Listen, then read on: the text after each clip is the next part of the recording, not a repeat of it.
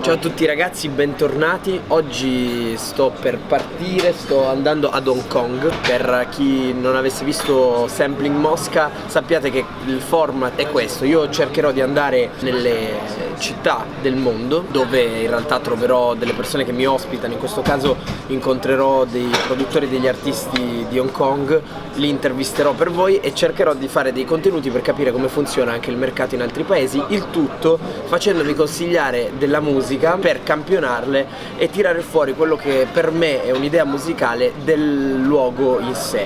Tutto questo ovviamente accompagnato da Andrea, il mio regista, che cercherà invece tramite le immagini di cogliere l'essenza del luogo appunto che visitiamo. Spero che possa piacere questo format, a noi diverte tantissimo, vediamo che cosa tireremo fuori.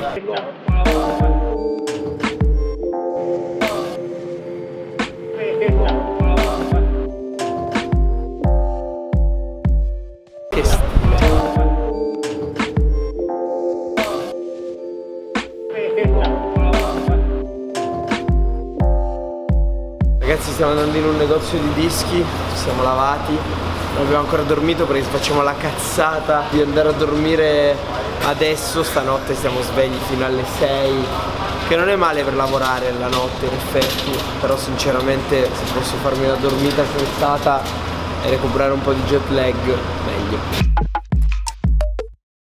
Qua c'è il negozio di dischi più grande di Hong Kong.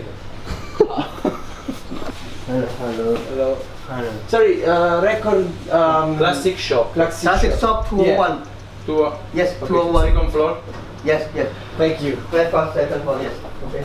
Thank you very much. Also, something that is very local, you know, not jazz, just local. That you like? Usually jazz is here, Okay. Chinese is here. Chinese band. Yes. I have no idea jazz.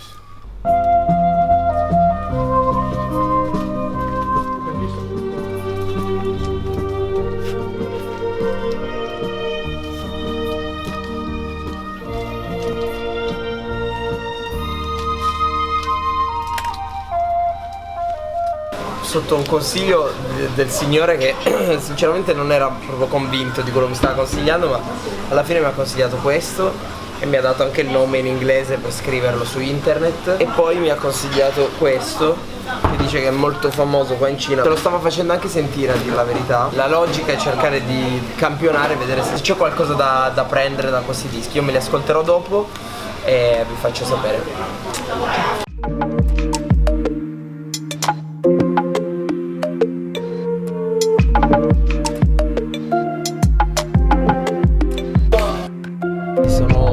Ieri sera è stata una serata veramente costruttiva per me, ho capito un po' di cose sentendo vari pareri. Ho chiesto se fosse possibile secondo loro che la cultura musicale asiatica si espanda e si propaghi anche un pochettino nel nostro in occidente. Più che altro se proprio l'immaginario dei progetti K-pop, J-pop, tutto questo mondo qui che per noi è ancora abbastanza sconosciuto, si possa potenzialmente propagare anche in lingua italiana. Credo che esattamente per come è successo nella trap, ad un certo punto il mondo trap americano si è diffuso in Italia e noi abbiamo iniziato a farlo nella nostra lingua. Credo che questo sia un buon esempio di cultura musicale esportata.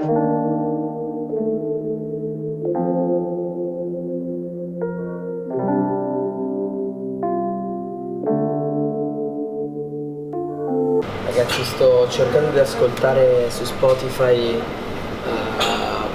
gruppi che mi ha consigliato Darren ieri e tutti quelli con cui ho parlato, i vinili che ho comprato. Vediamo se riesco a trovare qualcosa di interessante.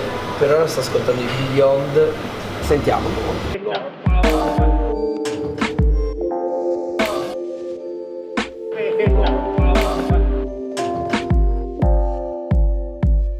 Lei è Sofì, è un'artista cantonese, l'abbiamo contattata da un regista che era venuto a Torino a fare un video per un altro artista cantonese. Siamo qui per farle delle domande su quello che è la musica appunto cantonese vista dal punto di vista di un artista. qui. When you talk about like Hong Kong market, I think it's the main audience for Canton Pop because this is our language. There are audiences in China still, I do believe, but I think these days, especially these 20 years, a lot of artists in China, they're very talented. That kind of took a bit of share of, you know, fans and audiences. So in the past, more Cantonese songs would be heard in Asia, but these days I think each country would prefer their own artists.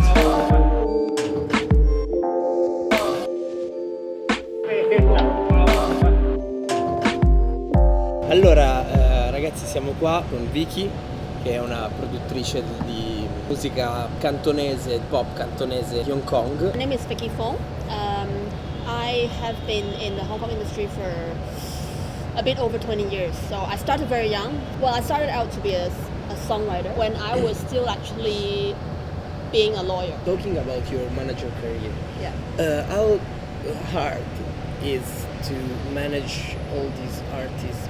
They're kind of, most of them are in the 20s. But there's the first songwriter, the first singer-songwriter who we signed up, when we met him, he was like 16. So we spent about 3-4 years exploring what he wanted to do. And then eventually, I think when he was about 21 years old, he really started releasing his first album. But when we decided to become an artist manager, honestly, that was a challenge for us because, like, okay, now you have to do all these other things. Exactly. Like, you have to arrange styling, makeup.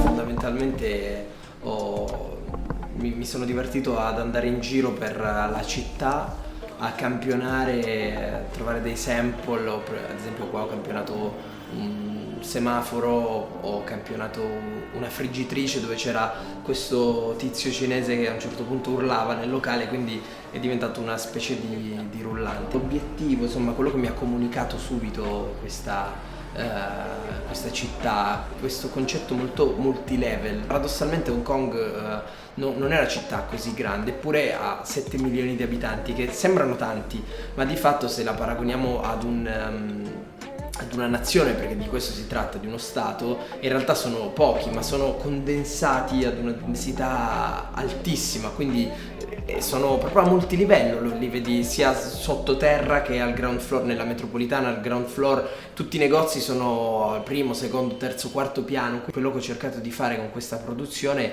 sperando di esserci più o meno riuscito, è di comunicare appunto questo flusso continuo di parole, di suoni, di persone. Adesso vi lascio alla canzone, al beat con le immagini di Andrea, e voi fatemi sapere se vi piace. Questo era Sampling Hong Kong. Fra 3, 2, 1 parte il pezzo. 3, 2, 1.